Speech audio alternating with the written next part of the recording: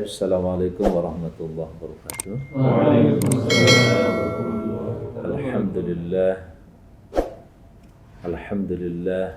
Thumma alhamdulillah. Nahmaduhu wa nasta'inuhu wa nastahdihi wa nastaghfiruh. Wa na'udzu billahi min syururi anfusina wa sayyiati a'malina. May yahdihillahu fala mudilla lahu wa may yudlil fala hadiya lahu. Asyhadu an la ilaha illallah wahdahu la syarika lahu wa asyhadu anna Muhammadan abduhu wa rasuluhu la nabiyya ba'dah. Allahumma shalli wa sallim wa barik ala hadzal nabiyyil mustafa rasulih Muhammadin al-qudwatil hasanah wa ala alihi wa sahbihi wa mawala wa ba'du. Qala Allah ta'ala a'udzu billahi minasyaitonir rajim. Bismillahirrahmanirrahim. Ya ayyuhalladzina amanu taqullaha haqqa tuqatih wa la tamutunna illa wa antum muslimun. Shadaqallahul azim. Saudara-saudaraku, hamba-hamba Allah yang dicintai, dilindungi dan terus dianugerahi rahmat dalam bentuk kasih sayangnya.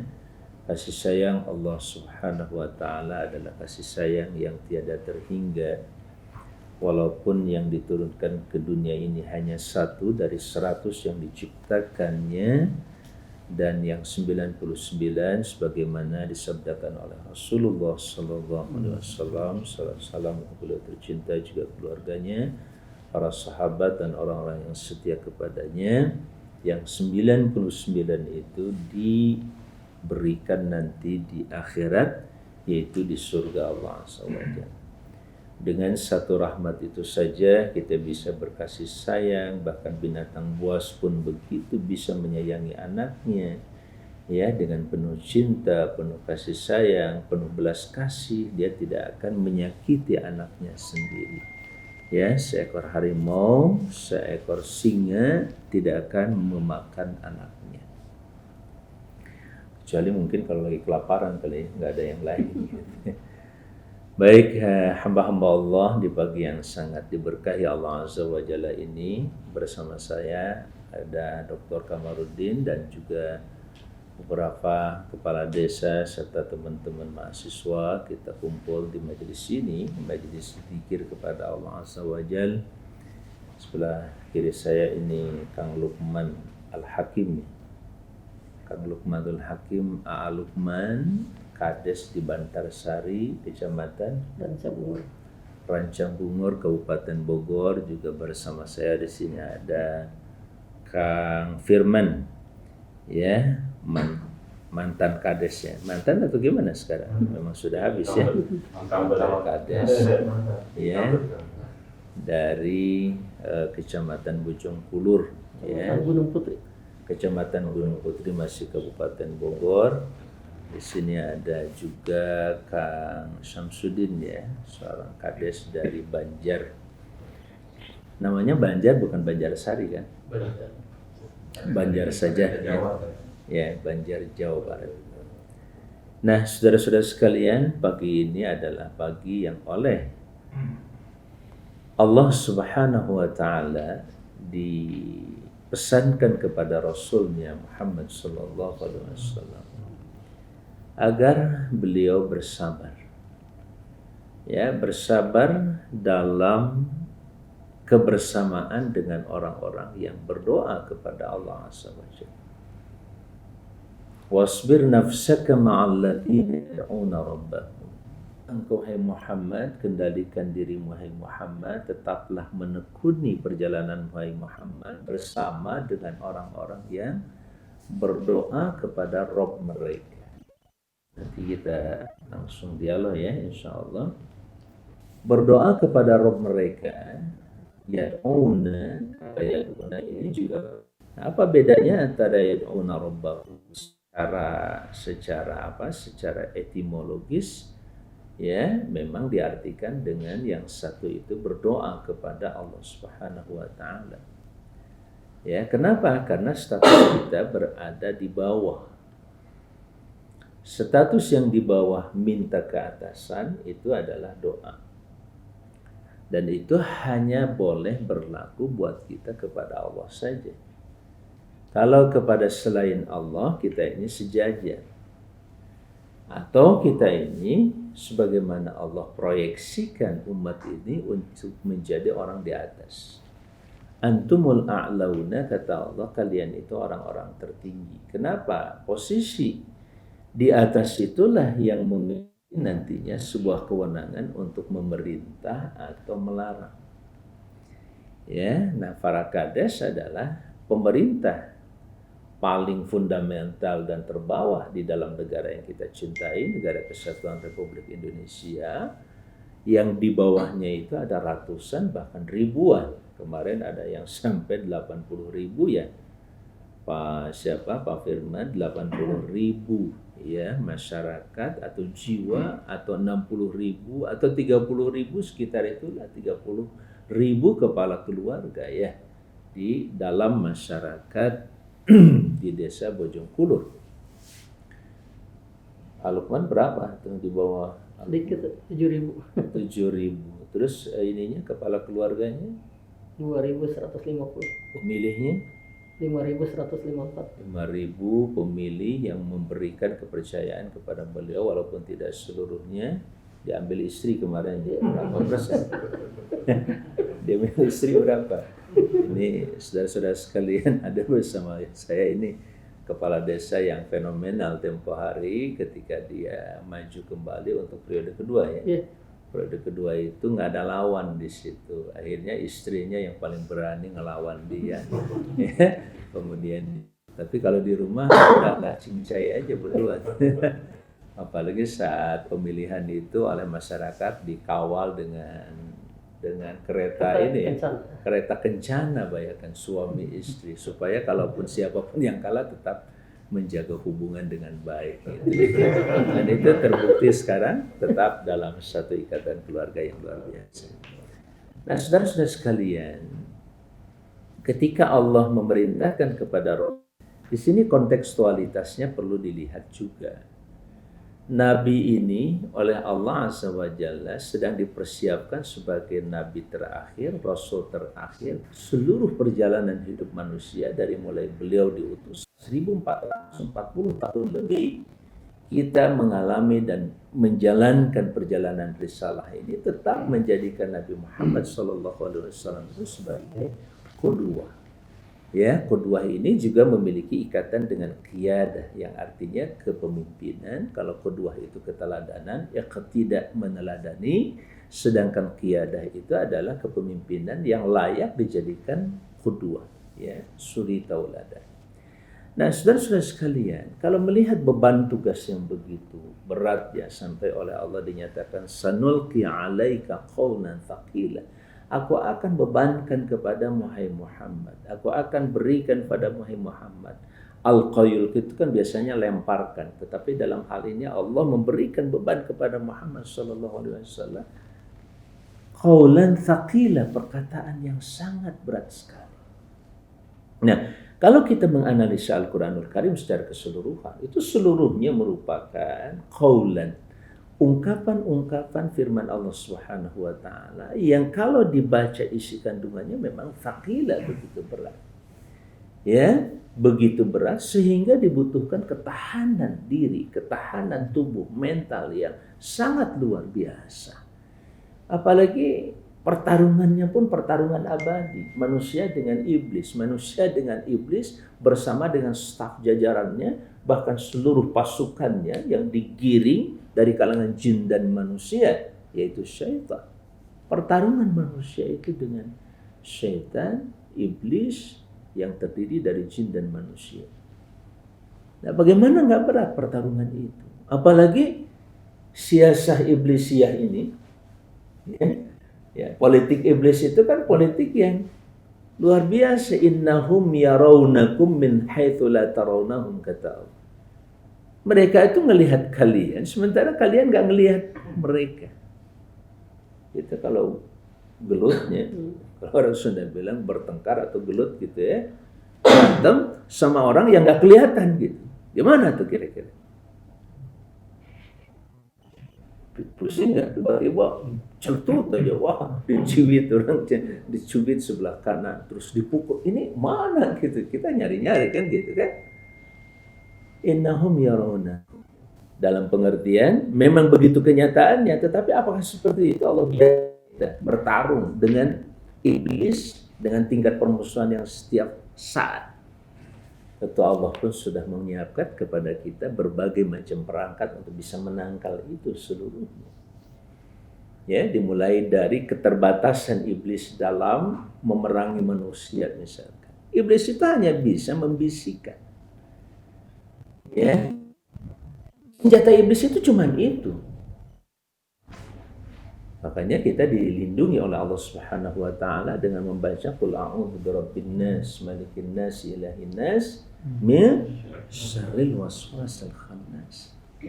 Senjata iblis itu adalah hanya bisa membisikkan, bisikan itulah yang akan mempengaruhi keraguan. Ini hati-hati dengan keraguan. Karena bahkan hari ini dalam salah satu filsafat penelitian justru keraguan itu menjadi salah satu keharusan, gitu nggak? Anda harus ragu dulu baru Anda punya penasaran untuk menganalisa. Kalau penasaran bisa menganalisa, kalau enggak cuman bimbang aja hidupnya, ragu, gonjang-ganjing ke sana kemari, ya kepastian dan keputusan.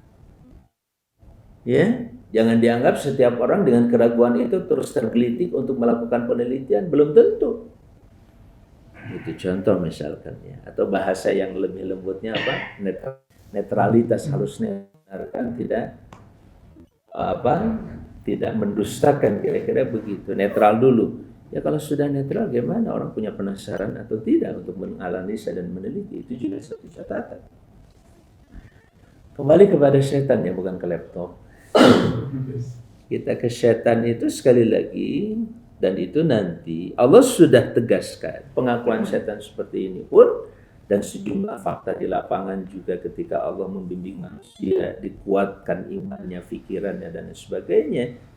Salah satunya untuk menghadang kekuatan-kekuatan dan persenjataan strategi setan tadi, yang sekali lagi dia hanya memiliki senjata bisikan dan keraguan tadi itu.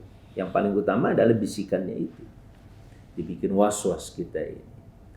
Ya, jadi puncaknya. Nah, masalah keraguan ini adalah kembali kepada manusianya nanti. Setan cuma sampai pada batas yuwaswis, bikin was-was. Nah, bikin was-was itu kan tergantung manusianya. Atau dari kalangan jin misalkan, apakah manusia itu mau ikut was-was atau tidak. Ya, kalau dia sudah cukup keilmuannya, pengalamannya, keyakinannya, saya yakin dan kita yakin kewaswasan itu akan bisa dinetralisir. Semakin kecil dan semakin tiada.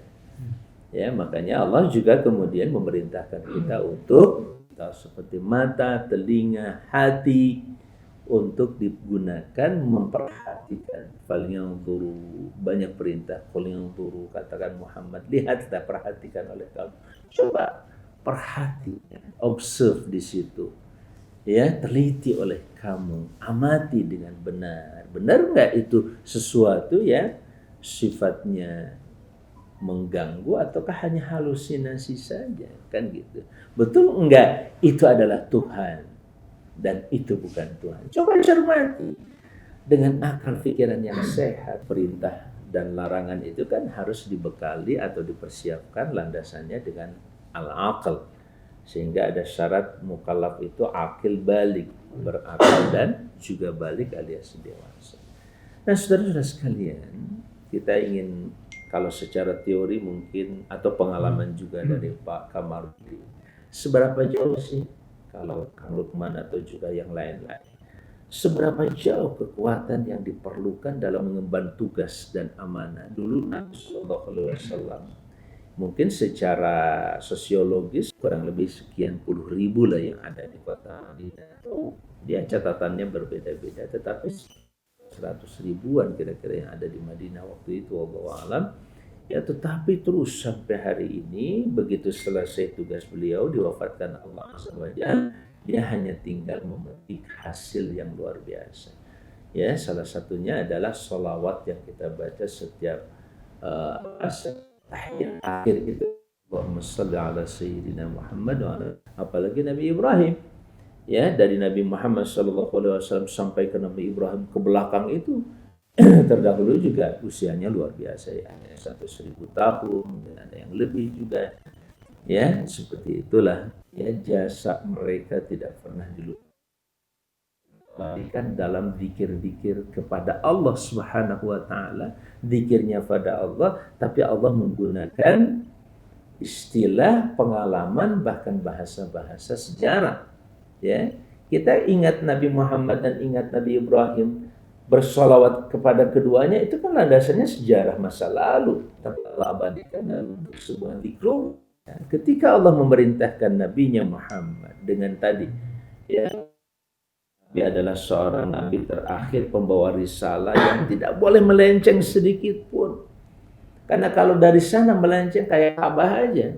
Kalau dari Ka'bahnya misalkan melenceng 1 mili aja kira-kira, kesininya bagaimana? Atau kita dari sini ya menghadap Ka'bah 1 mili saja, wah itu melencengnya sudah sekian kilometer ya. Walaupun demikian kita juga tidak dituntut oleh Allah Subhanahu wa taala untuk tepat seperti itu, seperti dalam perjalanan nggak pakai Google Earth, nggak ada internet, ya tidak usah dipaksakan juga, cukup dengan menghadap ke arah kiblat itu. Walikulli wijhatun huwa muwalliha fasbiqul khairat. Karena itu intinya, kita sedang menghadap ke Allah, Allah memerintahkan kita menghadap kiblat, Allah juga tidak mempersulit kita, yang penting ada semacam ketaatan dan kepatuhan kita untuk menghadap itu. Nah, saudara sekalian, bagaimana kata-kata wasbir ini kira-kira Al-Luqman? Saya nggak kebayang ya, kalau di desa itu misalkan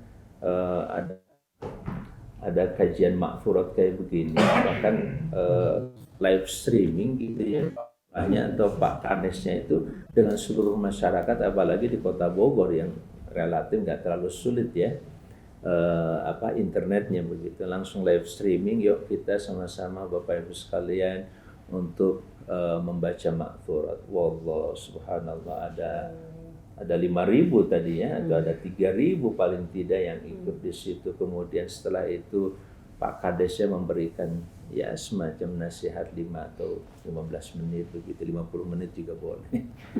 Ya, kan 5 daripada 50 bisa 15 gitu ya. Tapi jangan 500 menit kelamaan.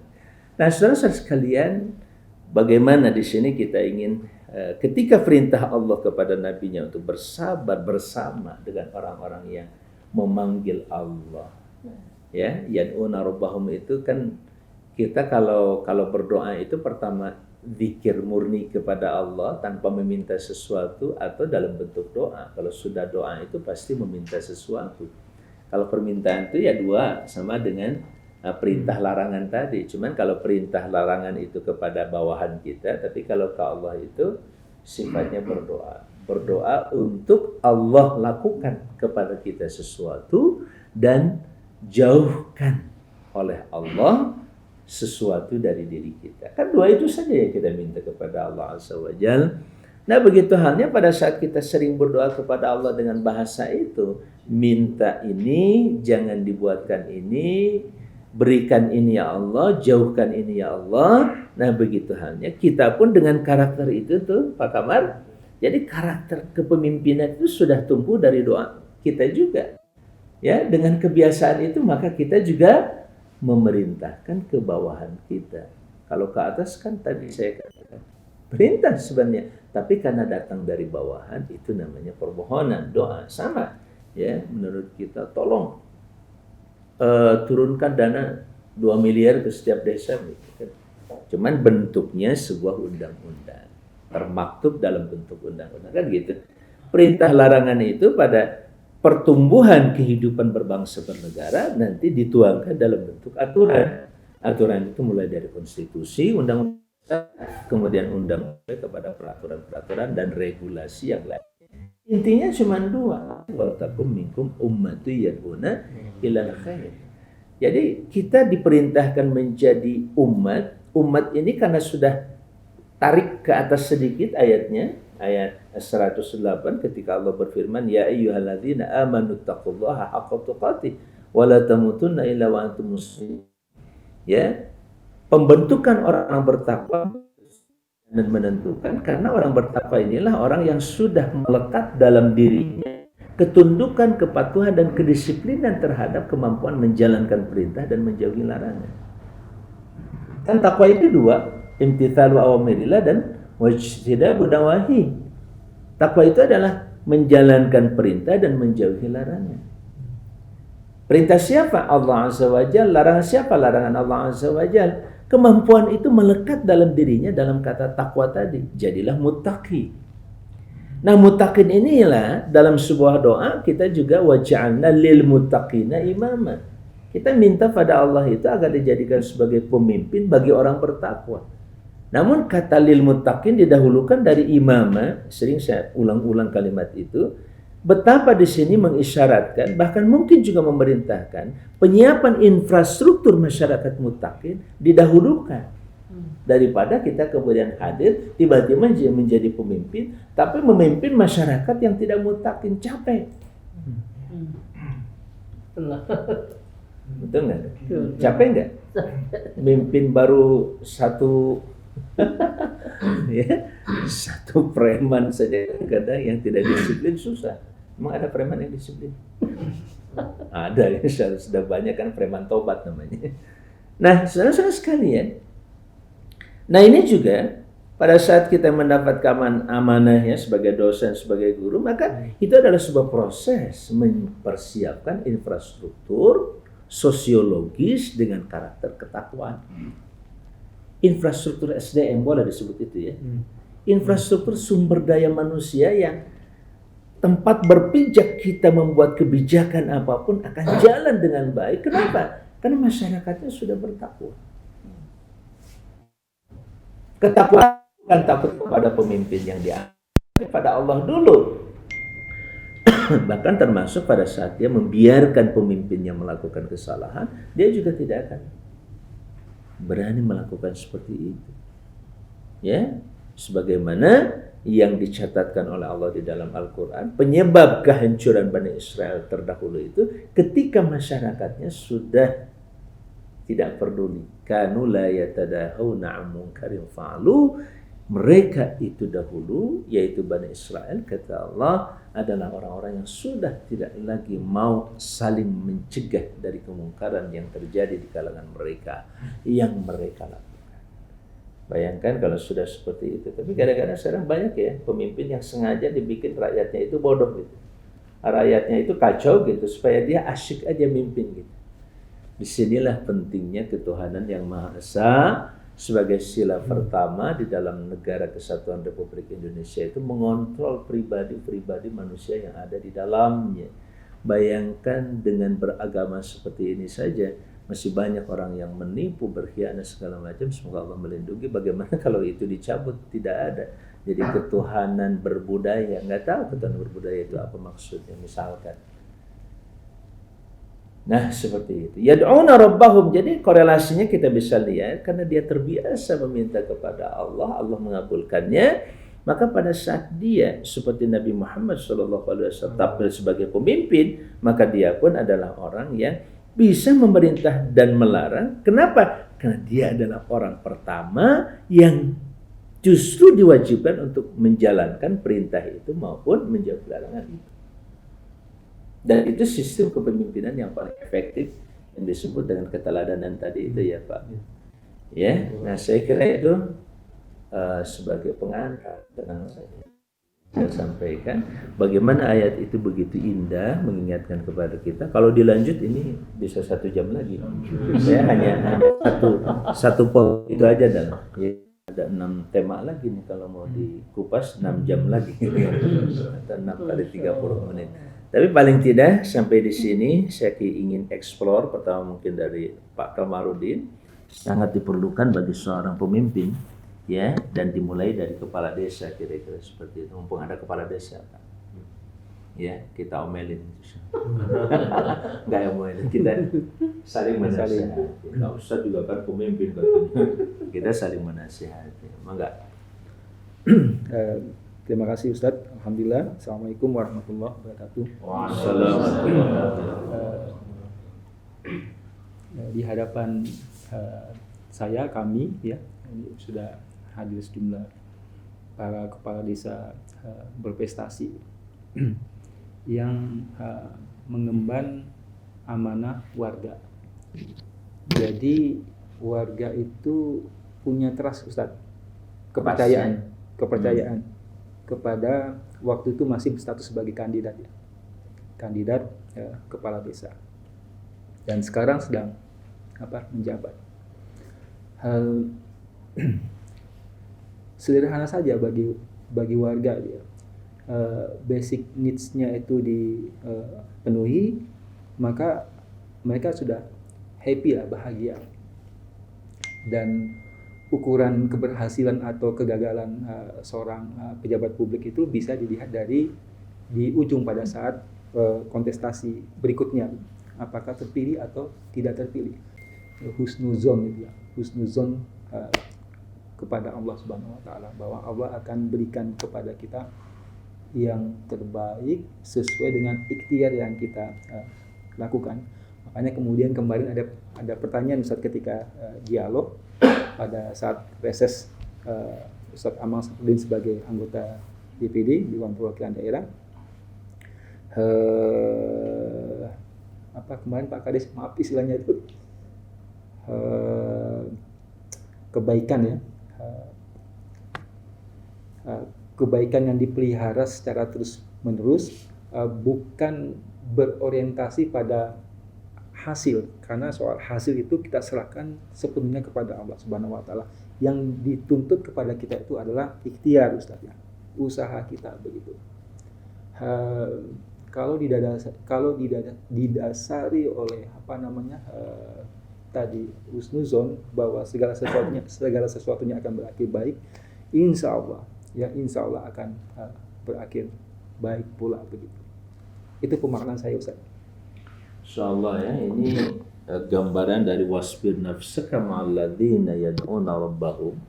Jadi kalau yad'una rabbahum itu berdoa kepada Tuhan mereka, dan rabbahum inilah yang disambungkan dengan ayat biyadikal khair ya, dari ayat yang selalu kita baca dari qulillahumma malikal mulki dan terusnya, itu diakhiri dengan biyadikal khair, di tanganmu lah seluruh kebaikan ya Allah. Kenapa kita meminta kebaikan itu? Tadi digambarkan oleh Pak Kamarudin, ini kebaikan yang dari Allah itulah sebenarnya. Siapapun di antara kita, termasuk para kades ya Pak, yang mau maju lagi kira-kira begitu. Sekarang memang kita menunggu hasil auditnya dari Allah Azza wa Jalla gitu ya. Yang paling utama kira-kira itu ya. Ya, tapi jangan diam aja gitu ya. Tetap jalan. Audit ini ya, setelah diaudit oleh Allah Azza wa Jalla, ini layak enggak nih diterusin nih kira-kira. Ya, tapi dari sekian banyak, Allah tentu Maha Adil, Ahkamul Hakimin, akan memutuskan juga dari sekian yang banyak, walaupun ini masih kekurangan, tapi dibandingkan dengan calon-calon yang lain kelihatannya belum terbukti. Ya udah, yang ada aja diterusin. Nah, kalau Allah memutuskan seperti itu, selesai semuanya. Walaupun tadi Pak Kamar sudah mengingatkan betapa optimalisasi kemampuan kita, ikhtiar kita, ya tentu tidak boleh kemudian sekedar menggantungkan diri kepada keputusan Allah Azza wa Jalla. Sebelah kiri saya ini ada yang sudah berpengalaman nih, satu periode, bahkan bagaimana di periode yang lalu itu sulit cari lawan begitu. Ya, wallahu alam ya, kita minta juga ceritanya seperti apa dan bagaimana korelasi antara nilai-nilai dakwah ini ya dengan prestasi-prestasi yang bisa diraih dalam kepemimpinan di tingkat apapun, termasuk di tingkat desa. Bismillahirrahmanirrahim. Assalamualaikum warahmatullahi wabarakatuh. Assalamualaikum. Ya, menarik tadi apa yang disampaikan Pak Amang, Kang Haji Amang Safruddin. Ya, tenggilap itu. As. Ya. Jadi sesungguhnya sabar itu adalah dinamis begitu ya. Bagaimana kemudian kita menghadirkan upaya-upaya optimal pada masyarakat, terutama pada nilai-nilai religiulitas gitu lah. Seperti misalnya saya hadir subuh berjamaah ke sebuah masjid tanpa memberitahu masyarakat. Jadi saya datang sendiri sehingga masyarakat jamaah kaget. Kok datang Pak Kades begitu ya? Saya datang, itu saya putar ke semua masjid. Bahkan saya diminta untuk jadi imam, ya. Setelah jadi imam diminta berdoa, setelah doa diminta kultum. Oh, itu dong. Jadinya Ada 4 kebaikan. ada buat kebaikan. Luar biasa. Jadi disitulah mungkin penilaian mereka terhadap saya begitu ya. Bahkan ketika ada yang tidak azan, waktu azan tiba, masjid musolahnya belum terbuka, saya sudah datang dan saya buka pintunya, hidupin lampunya. Waktu azan tiba belum ada yang azan dan saya yang azan. Itu ada pengalaman begitu. Ada pengalaman begitu. Jangan-jangan sering. Itu menunjukkan keberhasilan atau kegagalan. Itu kan bagian dari kepemimpinan Iya. Al-Lukman juga nih. Betul. Jadi memang keberadaan keagamaan di kampung, faktanya memang jauh apa yang kemudian dulu kampung itu sebagai tempat keagamaannya luar biasa. Justru ketika saya sering datang misalnya ke Yasmin, ke Cimanggu yang mayoritas penduduknya kota, justru keagamaannya, sholat subuh berjamaahnya penuh, Ustaz. Tapi di kampung ini sebuah keprihatinan kita. Ada kemunduran. Ada kemunduran. Makanya ketika saya awal program pertama di 2014 gitu ya, saya programkan subling, subuh keliling untuk melihat bagaimana kondisi masyarakat sesungguhnya. Subling. Iya. Biasanya cukup disuling. Demikian karena saya ingin memastikan bahwa masyarakat saya keagamaan seperti apa. Itu bisa dilihat dari sholat subuh berjamaahnya. Subhan. Karena yang dilihat nu datang aki-aki deui. Itu ge 3 orang. Itu satu. Dari azan, imam, doa. Makmumnya juga. Betul. Tapi melihat itu kan sebuah tantangan dakwah buat kita begitu ya. Jadi bagaimana kemudian kita menghidupkan masjid sebagai basis kekuatan umat begitu. Akhirnya kita buat namanya kegiatan GSJ, Gerakan Subuh Berjamaah di tingkat desa. Akhirnya saya diajak Pak Kiai Berutama, Pak Lukman, kita lebarkan sayap kegiatan subuh berjamaah di tingkat kecamatan. Akhirnya ke tingkat kecamatan. Pak Danramil, Pak Kapolsek, Pak Camat pada hadir. Kemudian dari berbagai desa kita keliling, desa A sampai ke 7 desa. Bahkan kita nyebrang ke kecamatan Kemang, sebelah gitu ya. Dan itulah sudah berjalan 3 tahun kegiatan GSJ ini. Dan kita hadirkan Pak Kiai Didin Hafiduddin sebagai pembicaranya gitu ya. Ketua MUI Kabupaten, Pak MS Kaban begitu ya, pembicara-pembicara nasional. Itu kemudian menghadirkan bahwa kita bergerak tidak pada tataran infrastruktur belaka, tapi ya bagaimana kemudian membangun mentalitas umat. Itu salah satu poinnya begitu ya. Dan saya di setiap tahun ada namanya kegiatan Bantarsari Award. Jadi memberikan penghargaan kepada masyarakat, kepada warga yang berprestasi. Baik siswa berprestasi, guru berprestasi, tokoh pemberdayaan, tokoh wanita begitu ya, pemuda yang berprestasi, saya taikin aja ke atas panggung. Ya, berikan sertifikat doang. Anak muda dia masuk tim Persija Jakarta sepak bola sama ada yang pemain Persikabo, saya taikin ke atas panggung, berikan sertifikat, hanya kasih sepatu bola, itu sebuah kebanggaan luar biasa buat dia di hadapan masyarakat banyak begitu. Maka poin terkait dengan kategori berikutnya adalah kita memberikan penghargaan untuk masyarakat, warga masyarakat yang hafal Quran 30 juz. Hadiahnya adalah umroh. Dan melanjutkan di Al-Qudwah gratis. Gratis. Mau SMA, mau sekolah tinggi, oke. Beasiswa ada beasiswa. Iya. Jadi 2016 saat itu saya menyampaikan ke masyarakat, Bapak Ibu yang punya anak hafal Quran 30 juz akan kita umrohkan. Tiba-tiba ada masyarakat, Pak ada satu di RW 03 gitu. Ternyata ada satu. Saya bilang, di mana biayanya ya? Aku bingung juga. Baru satu ya. Akhirnya saya diminta DPMD, tim dari kabupaten untuk presentasi tentang desa.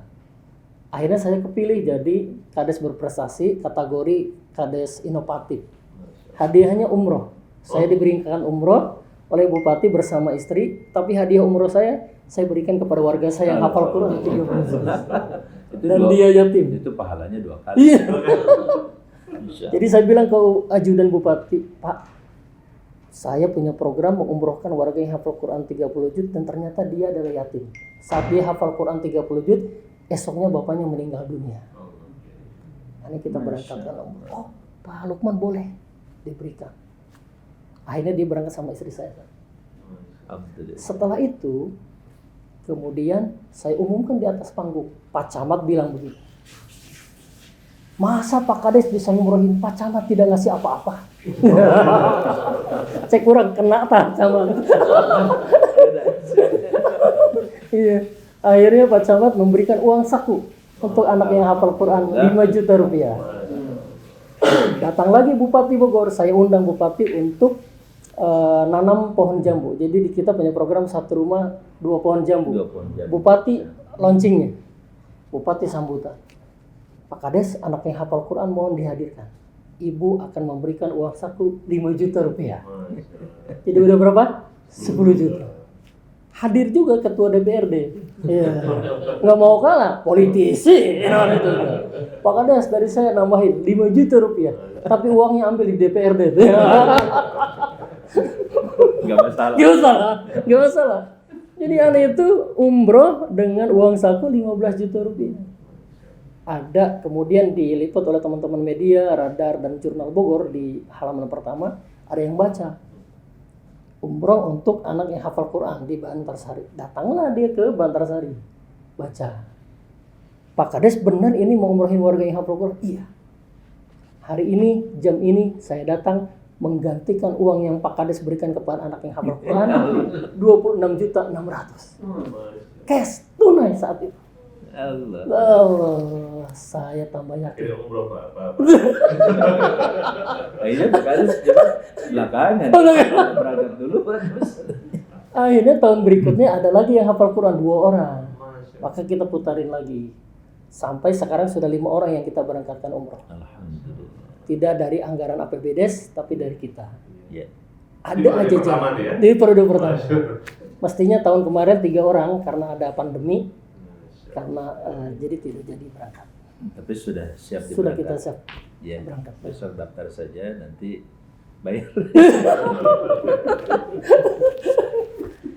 Jadi saya ingin mengatakan bahwa mari kita menjadi konektor kebaikan, mengkoneksikan kebaikan yang kita lakukan agar ada setrumnya, ada energinya kepada orang lain, yang orang lain terlibat aktif dalam proses kebaikan. Assalamualaikum warahmatullahi wabarakatuh. Baik Pak Kades, Pak Kama dan semuanya, ini mimbab fa'amma bini'mati rabbika fahadits. Ini termasuk pintu adapun dengan kenikmatan Allah, ya Tuhanmu, fahadits maka ceritakan. Bagaimana tidak nikmat? Tadi dia cuma ngomong sebenarnya, nggak tahu keceplosan kenapa gitu. Tapi saya pastikan bahwa itu adalah ilham dari Allah Azza wa Jalla, karena tidak ada satu perkataan yang terucap pada kita pasti ada catatan di sisi Allah Azza wa Jalla. Dan kita itu sebenarnya hanya punya rencana sampai detik ini nih, detik yang berjalan, itulah hidup yang kita miliki. 10 detik ke depan kita nggak tahu. Apakah masih di sini ataukah sudah tidak ada. Apalagi 1 jam kemudian, 1 hari kemudian. Kita tidak pernah tahu. Rencana mengumrohkan itu kan sekarang ngomong, baru berangkat umroh setelah berapa bulan kemudian? 5 bulan kemudian. 5 bulan kemudian. Bukan waktu yang sebentar, 5 bulan kemudian. Ya, di sini yang kadang-kadang kita suka lupa, lalai, atau memang nggak ingat, lupa tuh nggak ingat. Bahwa kita ini seakan-akan kita sudah punya rancangan hidup atau ini hidup saya bakal tahun depan masih hidup lah insya Allah. Kira-kira begitulah keyakinan kita. Padahal faktanya hidup kita ini adalah detik-detik yang sedang kita jalani. Ya, 10 detik lagi, 60 detik lagi, kita nggak pernah tahu bahwa kita masih di sini atau tidak. Banyak kejadian, begitu selesai duduk begini, kemudian jalan keluar, tiba-tiba, oh tadi masih bersama-sama kok duduk di musola. Kenapa? Enggak, dia tadi cuma tersedak saja, kemudian langsung terdiam, jatuh, terkulai. Wow. Ada yang sedang makan, lagi asik makan, tiba-tiba nunduk begitu. Ya. Lama nggak bicara, keluarganya baru sadar. Apa? Dia tetap nunduk. Begitu diangkat, sudah tidak ada. Hanya selang beberapa detik, hanya selang beberapa menit saja. Jadi pada saat tadi misalkan Pak Gares ngomong, saya insya Allah akan mengumrohkan siapa yang hafal Quran 30 juz. Dia tidak pernah tahu sekian bulan kemudian masih ada atau tidak ada. Disinilah rahasia Allah. Dan disinilah keimanan Abu Bakar Siddiq ketika diminta infak fisabilillah untuk sebuah proyek di jalan Allah, dia infakkan seluruh hartanya. Sampai Nabi mempertanyakan, menanyakan, apa yang kau sisakan, kau tinggalkan untuk anak dan keluargamu? Dengan ringan dan sederhana penuh iman dia mengatakan, saya tinggalkan untuk keluargaku Allah dan Rasulnya. Karena Allah tidak akan mati, Allah selalu hidup, Allah selalu menyaksikan. Begitupun Rasulnya walaupun sudah diwafatkan oleh Allah, tetap Rasulnya akan menghargai siapapun yang mengikuti jejak dan langkahnya. Allahu Akbar. Kalau bicara dengan nilai spiritual itu tidak bisa terbantahkan, fakta-faktanya nyata ada. Jadi jangan pernah tinggalkan Indonesia ini sendirian, tanpa Allah pasti hancur.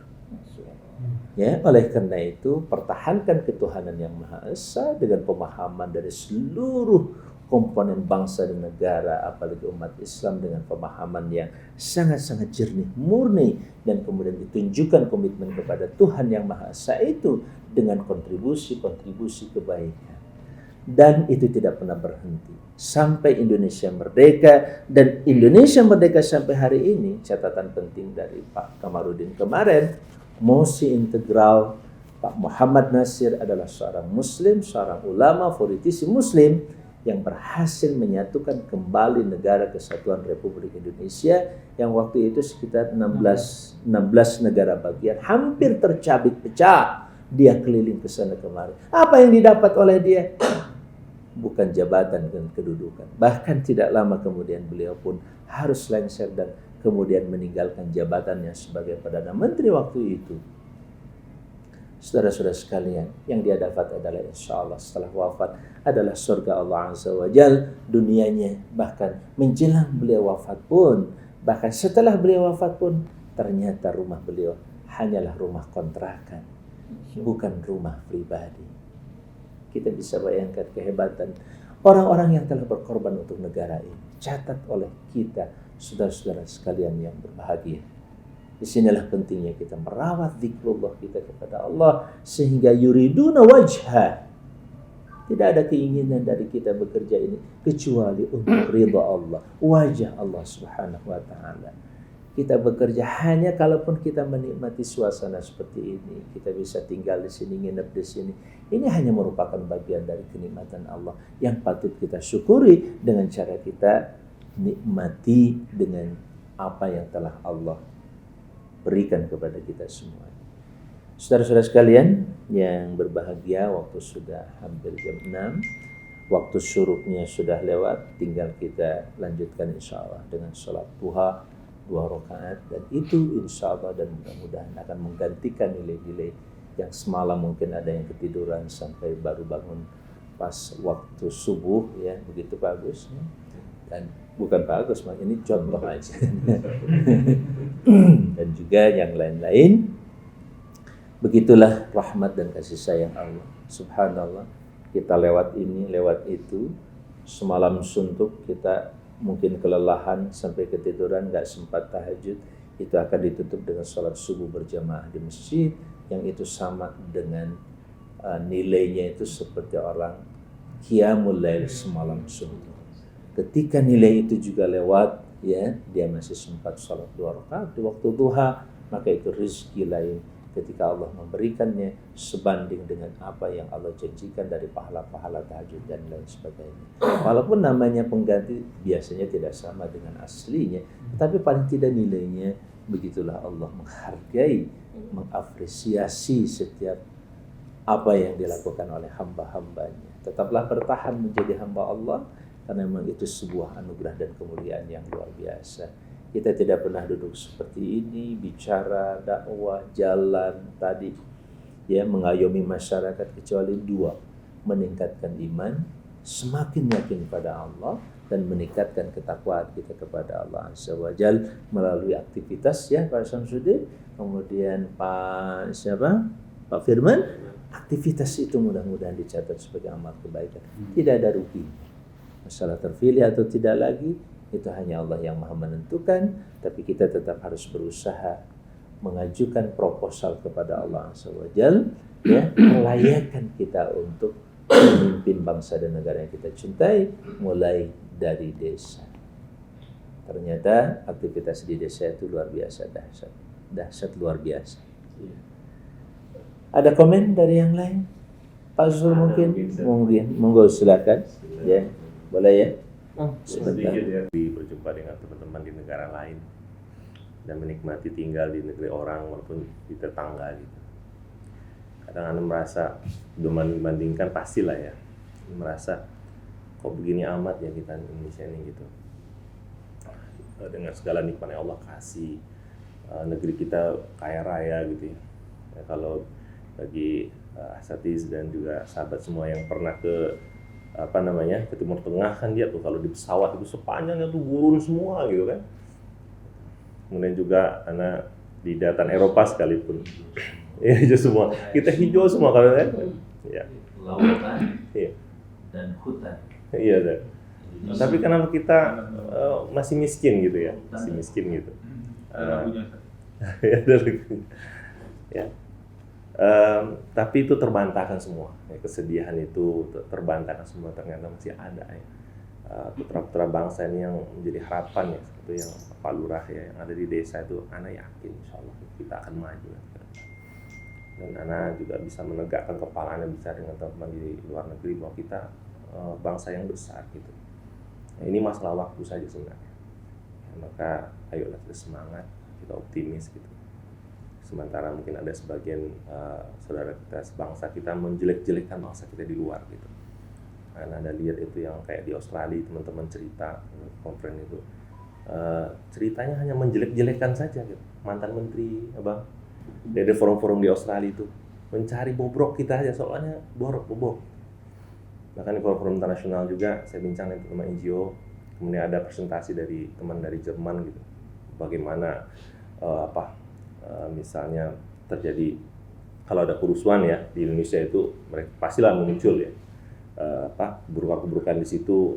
Dengan mudahnya dia mengatakan bahwa Indonesia ini memang secara moral perlu diperbaiki gitu. Saya bantah habis itu.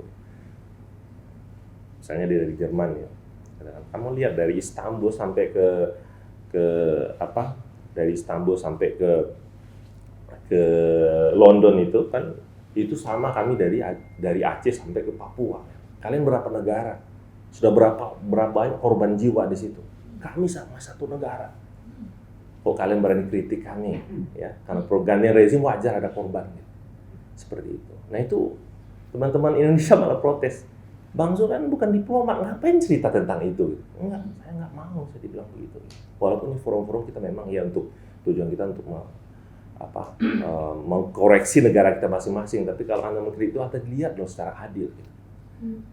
Nah, sekali lagi saya bangga dengan kita semua, pada adik-adik mahasiswa khususnya Pak Kades ya. Saya yakin masa depan kita insya Allah akan cerah gitu. Harapan itu masih ada, kalau bahasa nasyidnya ini harapan itu masih ada. Walau saat itu saja mungkin dari Anda. Jazakallah, bangga di sini. Assalamualaikum warahmatullahi wabarakatuh. Ini adalah saat ketika para malaikat turun ke muka bumi, terutama 2 gelombang malaikat. Ya, bertemu di titik pagi dan titik sore. Yang malam segera akan berangkat pulang, datang dan melapor kepada Allah Subhanahu wa taala, yang tentu Allah Maha tahu apa yang dikerjakan oleh kita. Pertanyaan Allah kepada malaikat adalah sebagai sebuah klarifikasi untuk kita semuanya, sebagai informasi sekaligus. Ya, apa yang mereka minta? Mereka minta surgamu ya Allah. Sudah pernah melihat surgaku, kata Allah? Belum. Kalau bagaimana kalau mereka melihat surga? Sudah tentu mereka akan fokus, tidak pernah lagi terpikir dengan urusan apapun kecuali surga, surga dan surga. Kira-kira begitu makna. Begitupun mereka minta apa lagi? Perlindungan dari nerakamu ya. Sudah pernah mereka melihat nerakaku? Belum ya. Kalau mereka melihatnya, tentu mereka akan sangat juga tidak pernah punya keinginan kecuali hanya satu, selamat dari neraka, itu saja cukup. Ya, apalagi yang mereka minta dari mereka minta ampunanmu ya Allah. Langsung Allah jawab, saat ini juga aku ampuni mereka. Mudah-mudahan majelis ini, hari ini dan detik ini merupakan detik ampunan Allah untuk kita semuanya. Begitu halnya dengan malaikat yang baru saja tiba, yang akan bertugas di siang hari, maka mereka nanti akan melapor di sore hari apa yang dilakukan oleh hamba-hambanya. Inilah iman kepada Allah, kemudian iman kepada malaikat Allah, begitu menggairahkan hidup kita, penuh dengan makna dan nilai. Tidak ada yang hilang dari kehidupan orang-orang yang beriman. Yuriduna wajah tadi, Pak Kamar, itu akan sangat mampu menetralisir kemiskinan di Indonesia. Indonesia sekali lagi tidak miskin. Tidak miskin dari sisi sumber daya manusia, apalagi sumber daya alam. Tidak pernah miskin. Kita sering jalan-jalan tadi dengan dengan kebun jambu saja, jambu kristal itu bisa mensejahterakan masyarakat. Betul ya? Terus dengan sawahnya, dengan berbagai macam potensi ya Pak Samsudin, ya kita punya potensi di desa-desa. Sering saya sampaikan, kita ini tak layak miskin. Apa yang membuat kita miskin? Adalah kemiskinan itu sendiri. Miskin apa? Miskin terhadap harta yang ingin terus meraup sebanyak-banyaknya. Bahkan dengan sebuah undang-undang pun dibuat untuk memperkaya diri. Bayangkan, terjadi kejomplangan, gap yang sangat jauh. Bayangkan, yang satu kekayaannya 4 triliun, 500 triliun, bahkan mungkin sampai 1000 triliun, hanya satu orang dan kelompok serta keluarganya. Tapi bangsa yang ratusan juta dibiarkan tidak memiliki pekerjaan, dibiarkan mereka terluntar-luntar 30 juta hari ini, yang harus kemudian memaksa pemerintah membuat Omnibus Law. Ya kalau saja mereka yang sekarang dianggap sebagai konglomerat di negeri ini mau menginfakkan hartanya atau membelanjakan hartanya sebagai modal pinjaman atau bentuknya apa, gak usah diberikan begitu saja. Daganglah, berikan UKM itu kepada mereka. Saat yang menumpuk hartanya sekian triliun, sementara bangsa dan rakyat jutaan butuh pekerjaan, dibiarkan begitu saja. Saya sering menyampaikan, kalau saja 2.000 rupiah per hari kita kumpulkan, 2.000 rupiah itu siapapun bisa di antara kita. Anak kita kasih jajan 10.000 rupiah, dia sisakan 2.000 rupiah. Kita bisa. Bayangkan kalau 100 juta mau melakukan itu, 2.000 kali 100 juta berapa? Cepat kalau ngitung. 2.000 rupiah kali 100 juta terkonsolidasikan. Kita kemarin ngobrol, kalau di sebuah desa misalkan, cukup 1.000 saja dengan 2.000 per hari, itu sudah 2 juta. Bagaimana kalau 100 juta? Di Jawa Barat ada 45 sampai 50 juta. Cukup 10 juta aja, nggak usah 10 juta deh. 1 juta aja berhasil kita konsolidasikan dari desa ke desa. 1 juta kali 2.000 rupiah berapa? 2 miliar per hari itu. Betul? Betul nggak? Halo? 1 juta kali 2.000. Ya? Betul lah Firman? 2 miliar per hari. 1 bulan 60 miliar 1 tahun. Cepat kalau ngitung. Allah Akbar. Nah, saya sering katakan kita nggak miskin. Apalagi yang kaya dengan kekayaan, oh subhanallah, triliunan yang dia kuasai. Kita baru dapat dana lewat aja tuh 100 juta sudah bisa berbuat macam-macam. Bagaimana dengan yang dia punya di tangannya, di rekeningnya, di berbagai usahanya sekian triliun? Masalah kejomplangan. Nah, kejomplangan ini, gap ini akan diperbesar misalkan dengan kesalahan kita membuat aturan dan regulasi. Sangat naif kita. Semakin besar jurang ini. Yang berhak menggarap tambang itu hanyalah mereka yang punya konsesi dan lagi-lagi pengusaha yang bisa bikin smelter, yang kemudian dia mau bangun perusahaan itu, perusahaan penambangan itu dengan nilai puluhan miliar, ratusan miliar, bahkan triliunan. Sementara rakyat yang hanya bisa membawa piring atau membawa satu alat kecil saja dan hanya membongkar kurang lebih 1 meter persegi saja setiap hari, kemudian dia coba cari di situ, sisanya kemudian dimasukkan lagi ke situ, tidak diberi kesempatan. Semua kezaliman. Lagi-lagi sekali lagi, kenapa kita miskin? Hanya satu kata, kerakusan atau kezaliman yang terjadi. Solusinya sekali lagi mulai dari desa. Setuju ya Bapak? Ada komen sedikit? Setuju? Kita menyelesaikan sebuah permasalahan mulai dari desa. Permasalahan bangsa dan negara ini. Setuju. Setuju sekali. Ya? Sangat setuju. Salah satunya itulah insyaallah.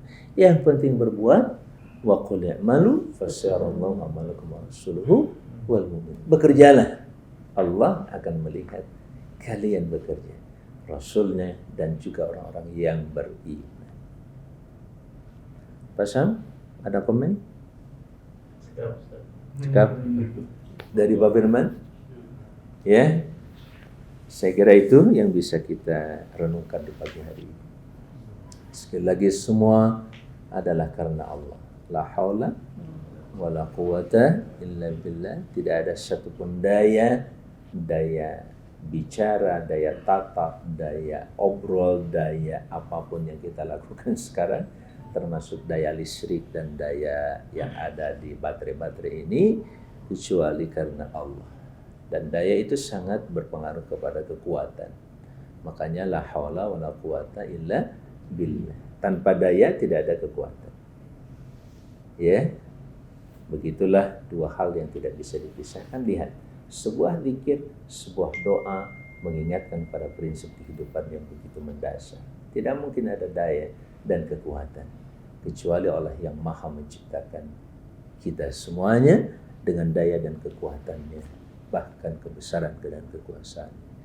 Kita cukupkan dengan kafarah majlis. Subhanallah wa bihamdika asyhadu an la ilaha illa anta astaghfiruka wa atubu ilaik. Wassalamualaikum warahmatullahi wabarakatuh. Jangan lupa like, share, subscribe. Channel inspirasi dari Kang Haji Amang Safruddin ya. Jangan lupa subscribe ini.